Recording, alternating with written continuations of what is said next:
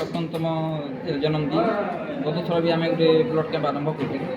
ଯେହେତୁ ଏଇଛେ ଆମେ ଅନୁମାନ କରିପାରୁଛୁ ଯେ ଦୁନିଆରେ ସବୁ ଜିନିଷ ତିଆରି କରାଯାଇପାରୁଛି କୃତ୍ରିମ ଉପାୟରେ, କିନ୍ତୁ ରକ୍ତ ବୁନ୍ଦେ କୃତ୍ରିମ ଉପାୟ ତାମାନେ ତିଆରି କରାଯାଇ ନେଇ ପାରବା। ତ ଆମେ ଯଦି ମନୁଷ୍ୟ ଜନ୍ମ ହେଲେ ଯାଇକରି ଆମେ ଦେଇପାରୁଛୁ ରକ୍ତ ଟିକେ, ତ ନିଶ୍ଚିତ ଭାବେ ଆଜି ରକ୍ତ ଅଭାବରେ ହଜାର ହଜାର ରୋଗୀ ମରିଯାଉଛନ୍। ତ ସେଥିପାଇଁ ଆମେ ଗୋଟେ ମନସ୍ଥ କଲୁ ଆଉ କଲେଜରେ ସବୁ ଛୁଆମାନଙ୍କୁ ଏକ୍ସପେକ୍ଟ କରିକିରି এটা ଆମେ ଯୋଜନା କରିଛୁ। ସବୁ ବର୍ଷ ଆମ ବ୍ଲଡ୍ କ୍ୟାମ୍ପ ହେସି, ଆଉ ଏଇ ବର୍ଷ ବି ହେଇଛେ ଆଉ ବହୁତ ସୁନ୍ଦର ଭାବରେ ଆମ ଷ୍ଟାଫ୍ ବି ଆସିଛନ୍। ତ ଆମେ ଆଜି ରକ୍ତଦାନ କରୁଛୁ।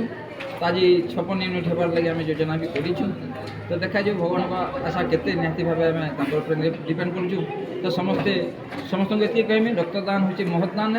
ଆମେ ଏଇ ଜୀବନରେ କମ୍ ସେ କମ୍ କିଛି ଜୀବନରେ ଦେଇ ନେପାରିଲେ ବି ଗୋଟେ ରୋଗୀକେ ଆମେ ରକ୍ତ ଟିକେ ଦେଇକି ତାଙ୍କ ଜୀବନଟା ବଞ୍ଚାଲେ ଆମର ଜୀବନଟା ଧନ୍ୟ ହେଇଯିବ ବୋଲି ମୁଁ ଭାବୁଛି। ସାର୍ ଦୀର୍ଘ ଦିନ ହେଲାନ ବ୍ଲଡ୍ ଡୋନେସନ୍ କରିବା ଡୋନେଟ୍ କରୁଛନ୍, ତ ସବୁ ବର୍ଷ ବୋଲି ପ୍ରୟାସ ରହିବ କି ସାର୍? ନିହାତି ଭାବେ ମୁଇଁ 21 ତାରିଖ ମୋଟା 21 ତାରିଖ ଥର ଏଇଟା କମ୍ପ୍ଲିଟ୍ ହେଲା। ଆଉ ମୋତେ 56 ବର୍ଷ ହେଇଥିଲେ ବି ମୁଇଁ ଏ ବର୍ଷ ଦେଇଛେ। ନିହାତି ଭାବେ ମୁଇଁ ବି 65 ବର୍ଷ ହେବାର ତକ ବି ନିହାତି ଭାବେ ଦେମି। ଆଉ ସମସ୍ତଙ୍କୁ ଅନୁରୋଧ କରିବି ସମସ୍ତେ ଯେମିତି ବ୍ଲଡ୍ ଦେବେ।